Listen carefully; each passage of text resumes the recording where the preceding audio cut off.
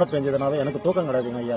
எல்லா பொருளும் நினைவு, பூஜை சாமான்ல இருந்து, துணிமணில இருந்து, பாத்திரங்கள்ல இருந்து, ரேடியோ செட்ல இருந்து எல்லாமே நினைவுதுங்க. அந்த பொருளை நான் எங்க எடுத்து வைக்கிறது? நான் ஒரு ஆளு ஒவ்வொரு ஆண்டும் நான் வேதனையில இருக்கிறேன். எனக்கு தூக்கம் கிடையாதுங்க. ராத்திரியா மழை வந்ததுன்னா எனக்கு தூக்கம் கிடையாதுங்க. அப்படிப்பட்ட ஒரு நிலைமையில இருக்கிறாரு. யாராவது முன் வந்து இந்த கோயிலுக்காக வேண்டி இந்த ஒரு ஷெட் ஒன்று போட்டு விட்டோம்னா அவருடைய பொருளை வந்து நான் பாதுகாப்பா வச்சுட்டேன் அப்படின்னா நான் நிம்மதியான தூக்கம் தூங்குவேன் ஐயா. இது இப்பதான் இருக்கிற நிலைமை அந்த மாதிரி நிலைமையில இருக்கிறேங்க. அந்த 10 வருஷமா நான் இந்த கஷ்டத்தை அனுபவிச்சுட்டு இருக்காங்க அந்த கோயில்ல. ஐயா சொல்றதும் வந்து பாத்தீங்கன்னா 100% உண்மைதான். ஒரு மழை பெஞ்சா அந்த துணி நனைஞ்சு, அந்த பொருட்கள் நனைஞ்சு, அந்த துணியை டக்குன்னு காய வைக்க முடியாது. அந்த துர்நாற்றத்தோட திருமணிகளுக்கு நம்ம வந்து அதை சாத்த முடியாது. அவருடைய வேதனை நமக்கு புரியுது. முடிஞ்ச அளவுக்கு யாராவது உதவி பண்ணணும்னா நீங்க நேரடியாவே வந்து இந்த கோவிலுக்கு உதவலாம். விழுப்புரம் மாவட்டம் செஞ்சி வட்டம் அங்க கள்ளப்புலியூர் அப்படிங்கிற இடத்துல தான் இந்த கோவில் அமைஞ்சிருக்குங்க.